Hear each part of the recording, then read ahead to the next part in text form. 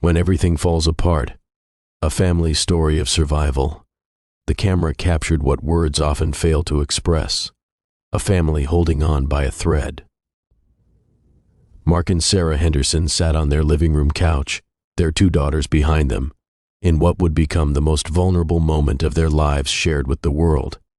This wasn't a carefully staged photo shoot. This was raw reality, frozen in time.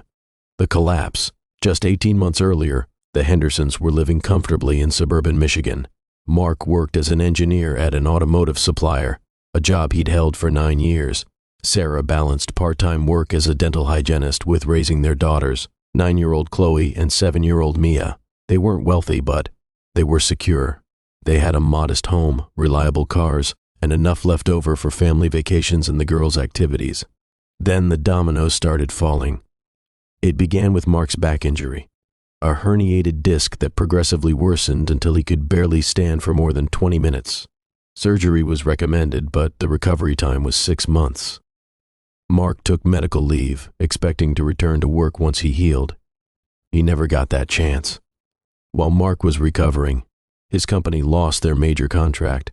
Layoffs swept through the organization like wildfire. Mark received the news while still in physical therapy. His position had been eliminated. After 9 years of dedication, he was out. The timing couldn't have been worse.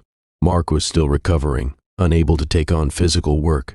Sarah increased her hours, but her part-time income couldn't cover their mortgage, car payments, insurance, and mounting medical bills. Their savings evaporated within 3 months. The downward spiral Sarah watched their life unravel with horrifying speed. First, they missed a mortgage payment, then another. Credit card minimums became impossible to meet. The car was repossessed on a Tuesday morning while Chloe and Mia watched from the living room window, confused and frightened. "Where's Daddy's car going?" Mia asked, her small voice trembling. Sarah didn't know how to explain that they couldn't afford to keep it anymore. How do you tell a 7-year-old that everything they've known as stable is crumbling? Mark spiraled into depression. The physical pain from his injury was manageable compared to the emotional agony of watching his family suffer because he couldn't provide. He applied for jobs obsessively, but the market was saturated with experienced engineers, many younger and willing to work for less. The rejection emails became a daily torture. Sarah tried to hold everything together, but the weight was crushing. She worked longer hours, took on extra shifts, and spent her nights calculating numbers that never added up to anything hopeful. She stopped sleeping well. She stopped eating regularly. Her smile, once so easy, became something she had to consciously construct for her daughter's sake. The girls noticed everything. Chloe, perceptive and sensitive, started having nightmares. Mia became clingy and anxious, crying at drop-offs and struggling in school.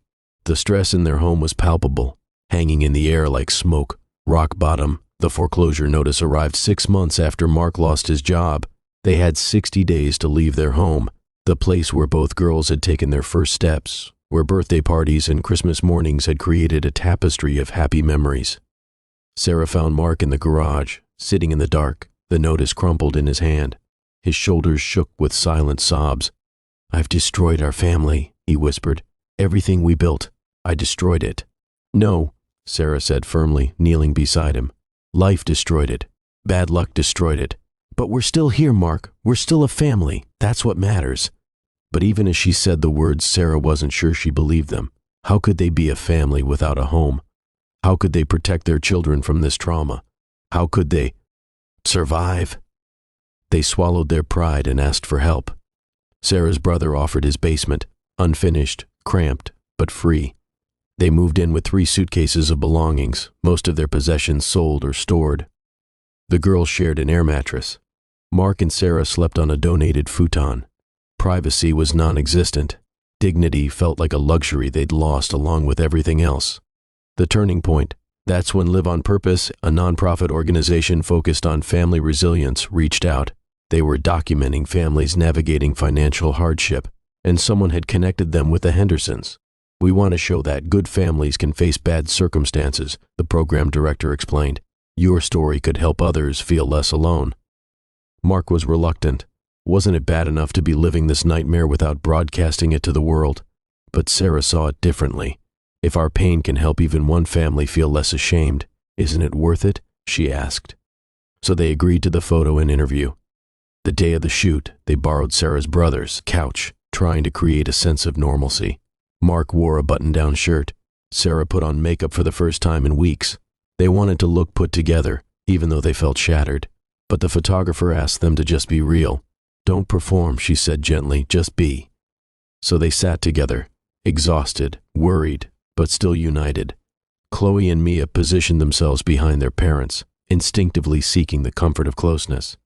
The camera captured the weariness in Mark's eyes, the determined set of Sarah's jaw, the innocence of children affected by circumstances beyond their understanding.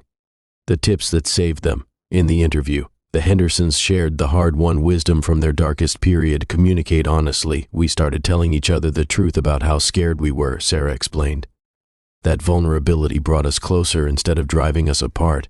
Ask for help early. We waited. Too long, Mark admitted. By the time we asked for help, we were in crisis.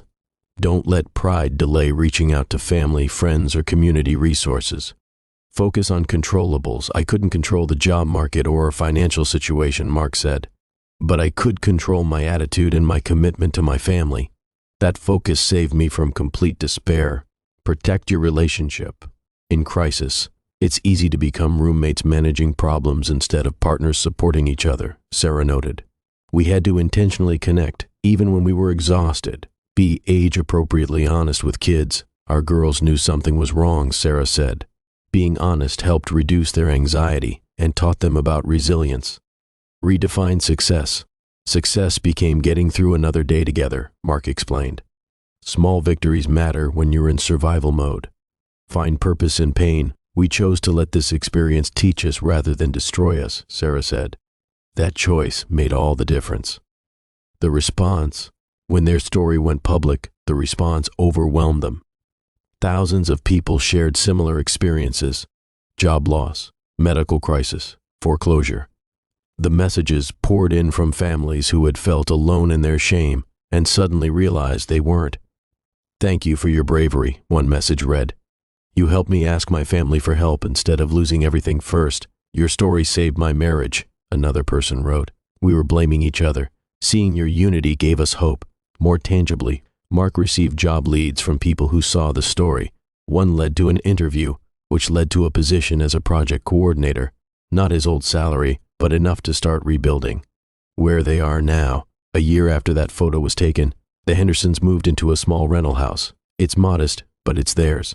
The girls have their own room again. Sarah and Mark sleep in an actual bedroom with a door that closes. Mark's job isn't glamorous, but it's stable. Sarah continues working, and they're slowly paying down debt. They'll probably never own a home again, at least not for many years. Their credit is damaged, their savings non-existent, their retirement plans derailed.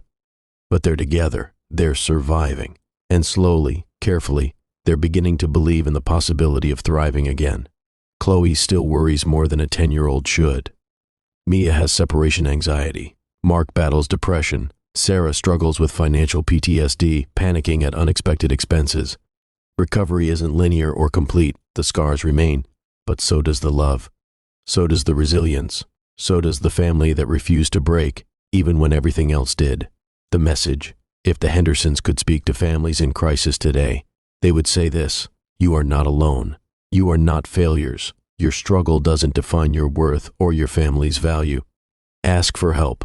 Be honest with each other. Focus on what you can control. Celebrate small victories. Choose purpose over victimhood. These tips won't solve all your problems. They won't pay your bills or eliminate your stress, but they might help you survive with your family intact, your dignity preserved, and your hope still flickering. And sometimes survival is enough. Sometimes survival is everything. The photo of the Henderson family remains a powerful testament to the strength of ordinary people facing extraordinary hardship. Behind the weary eyes and brave faces is a story that thousands of American families live every day, a story of loss, struggle, perseverance, and the enduring power of family love. They didn't choose this struggle, but they chose how to face it. That choice changed everything. And desperation had a way of overwhelming caution. She nodded and followed him. Inside the Walgreens, the fluorescent lights were almost painful after hours in the gray October gloom. The warmth hit Maya like a physical force, making her realize just how cold she'd been. Emma started crying, a weak, tired sound that spoke of hunger and exhaustion. Maya tried to soothe her, bouncing gently, whispering reassurances she wasn't sure she believed herself. Marcus grabbed a shopping cart and started moving through the aisles with purpose. Formula, the good kind, not the cheapest option but the one the pediatrician would recommend. Diapers in the right size, baby wipes, baby food, a warm blanket, bottles, pacifiers. He grabbed protein bars and bottled water, thinking about Maya's admission that she wasn't eating enough.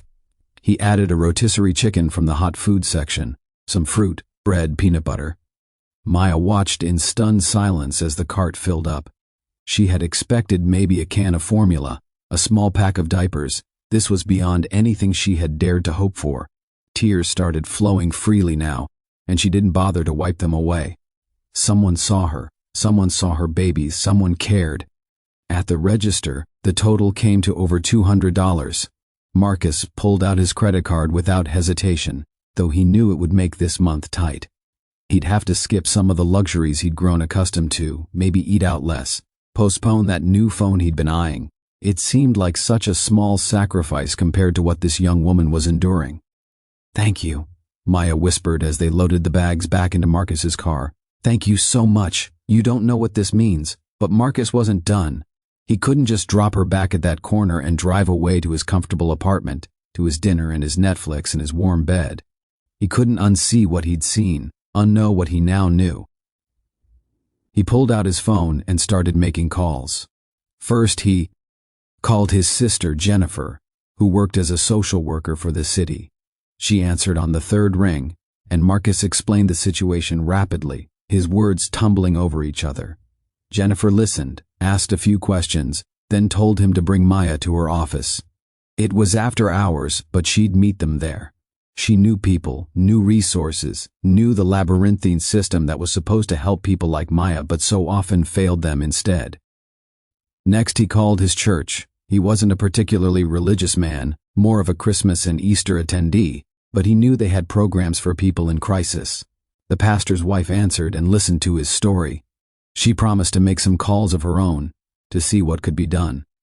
Maya sat in the passenger seat feeding Emma a bottle of formula while Elijah slept in her arms. The baby drank greedily, desperately, confirming what Maya had feared, that her breast milk wasn't nearly enough. Watching her daughter eat, seeing the contentment on her tiny face, Maya felt something she hadn't felt in weeks: hope. Jennifer's office was in a drab government building on the west side, the kind of place that seemed designed to crush spirits rather than lift them, but Jennifer herself was warm and efficient, immediately making Maya feel less like a case number and more like a person deserving of dignity and help. She made phone calls while Marcus and Maya sat in worn chairs that had probably been there since the 1980s. "Okay," Jennifer said, after 40 to 5 minutes of negotiations, arguments, and bureaucratic maneuvering. "I've got you into an emergency family shelter tonight. It's not the Ritz. It's cramped and the rules are strict, but it's safe, warm, and clean. You'll have your own room and there's a kitchen. It's a start." Maya started sobbing then, really sobbing, the kind of crying that comes from somewhere deep in the soul where all the fear and pain and relief live together in an overwhelming tangle. Elijah woke up and started crying too, more from confusion at his mother's distress than from any real need. Emma had fallen asleep mid-bottle, milk-drunk and peaceful. But Jennifer wasn't finished. "I'm also putting you in touch with a program that helps single mothers get back on their feet. Job training, childcare assistance, help with getting into permanent housing. There's a waiting list, but I'm calling in some favors to bump you up. And we need to get you enrolled in WIC, make sure those babies are getting regular checkups." The next hours were a blur of paperwork, phone calls, and logistics. Marcus drove Maya to the shelter, helped her carry her few possessions and the bags of supplies inside. The shelter was indeed not fancy, a converted school building with institutional paint and linoleum floors, but to Maya it looked like a palace, a bed, a roof, safety, a chance. "Why?" Maya asked Marcus as he prepared to leave. "Why did you help me? You don't know me. You don't owe me anything." Marcus was quiet for a moment, thinking about his answer. He thought about his own childhood, about the years his family had struggled after his father lost his job. He thought about the neighbor who had quietly left groceries on their porch, the teacher who had paid for his school supplies, the coach who had waived the fees for him to play basketball. He thought about all the times someone had helped him when they didn't have to, and how those small acts of kindness had changed the trajectory of his life. "Because someone helped me once when I needed it," he finally said. "And because those babies deserve a chance. Because you deserve a chance. Because we're supposed to take care of each other. Because I couldn't drive away and live with myself if I did." He didn't mention that he'd decided to do more. He'd already set up a small savings account for the twins, seeded with $1,000 from his emergency fund. He'd talked to his HR department about their employee volunteer program and was working on organizing a donation drive for the shelter. He'd committed to spending one Saturday a month volunteering at a food bank. Helping Maya hadn't just changed her life, it had changed his too. He realized how much of his life he'd spent insulated from suffering, how easy it was to live in a bubble where poverty and homelessness were abstractions rather than realities. Seeing Maya, holding those babies as Marcus helped carry supplies, had torn that bubble apart. 6 months later, Marcus got a letter. It was from Maya, written in careful handwriting on nice stationery. She wrote about how she was doing, how she'd gotten a job as a nursing assistant at a clinic, how the twins were thriving, how she'd moved into subsidized housing and was back in school part-time. She wrote about her plans and her dreams, about her determination to become that pediatric nurse she'd once imagined. She wrote about how she volunteered at the shelter now, helping other mothers who were where she had been, paying forward the kindness that had been shown to her. But mostly, she wrote about that rainy October day, about how she'd been at her absolute lowest point, about how she'd started to believe that there was no help coming, that the world was full of people who looked away, about how Marcus's simple act of stopping, of seeing her, of treating her like a human being worthy of dignity and care, had restored her faith in humanity. "You saved us," she wrote. "Not just with the formula and diapers, though those mattered more than you know. You saved us by seeing us, by treating me like I mattered, by showing my babies that the world isn't just full of people who walk past. I will never forget that. I will spend the rest of my life trying to be for someone else what you were for me that day." Marcus kept the letter in his desk drawer. On hard days, when the world felt overwhelming and problems seemed too big to solve, he would take it out and read it. It reminded him that change didn't always require grand gestures or massive interventions. Sometimes it just required stopping, seeing, caring, acting. He thought about Maya often, about how close she had come to falling through the cracks completely. He thought about all the other Mayas out there, standing on street corners with their children, holding signs, begging a world that had grown numb to suffering. He wondered how many people with potential and dreams and capabilities were lost simply because no one stopped to help. The experience had politicized him in ways he never expected. He started paying attention to policies about affordable housing, healthcare, childcare, education. He started voting differently, volunteering more, donating regularly. He started difficult conversations with friends and family about poverty and privilege and responsibility to each other. But more than anything, he stopped looking away. When he saw someone in need, he saw Maya. He saw Elijah and Emma. He saw human beings worthy of dignity and help. He didn't always stop. He couldn't stop for everyone, but he stopped sometimes. He helped when he could.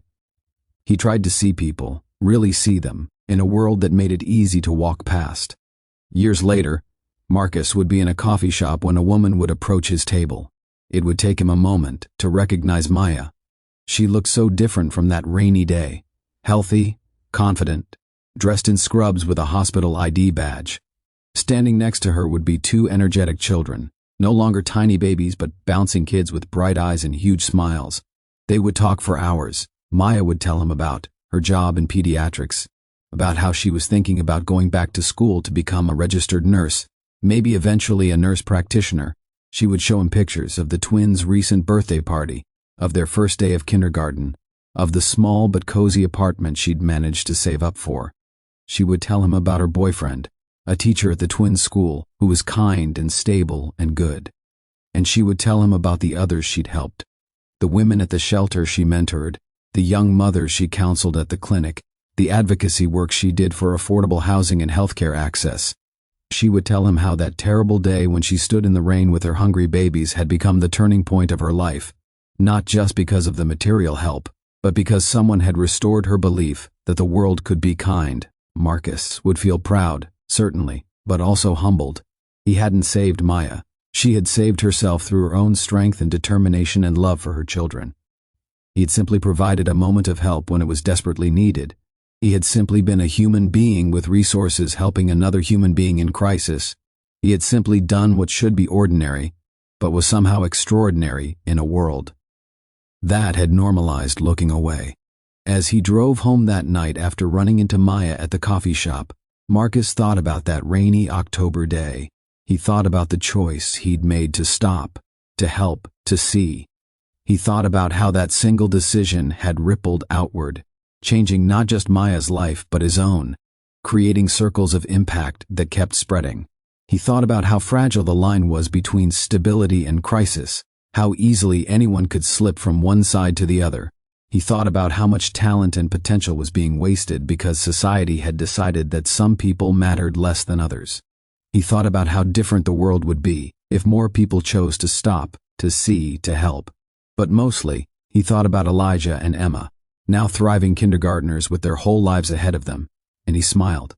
Those babies had been hungry that October day. Now they were fed, loved, and given every chance to flourish. That, Marcus thought, was what made everything worthwhile.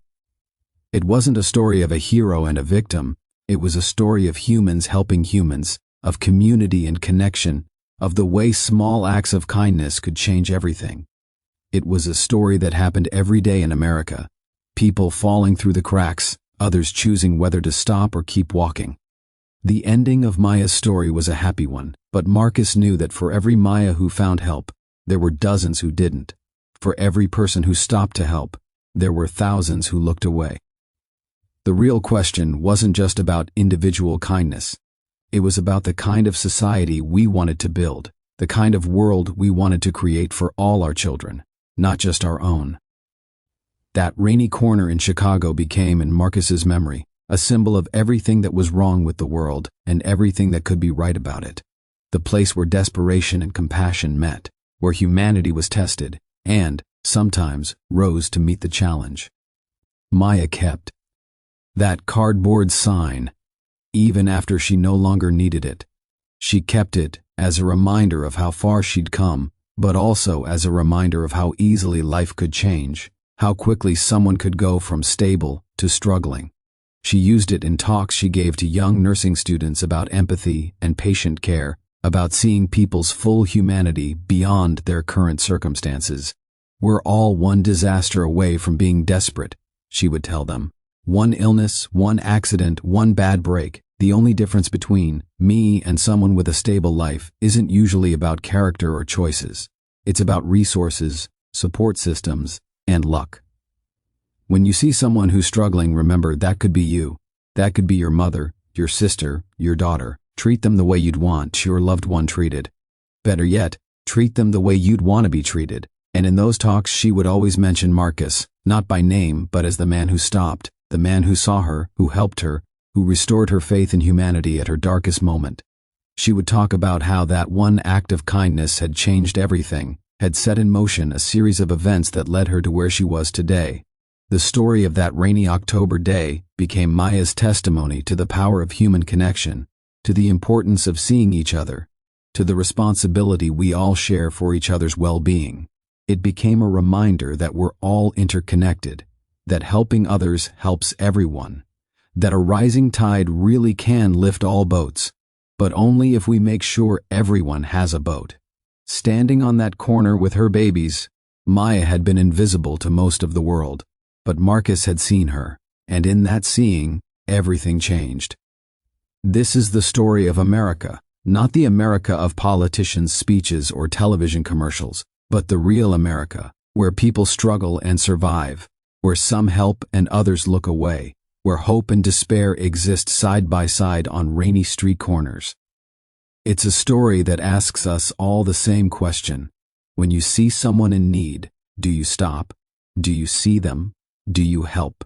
The answer to that question, multiplied across millions of encounters, determines what kind of country we become, what kind of people we are, what kind of world we leave for Elijah and Emma and all the other children whose futures depend on our choices. On that rainy October day in Chicago, Marcus chose kindness. Maya found hope. 2 babies got fed, and the world became, in that small corner of it, a little bit better than it had been before.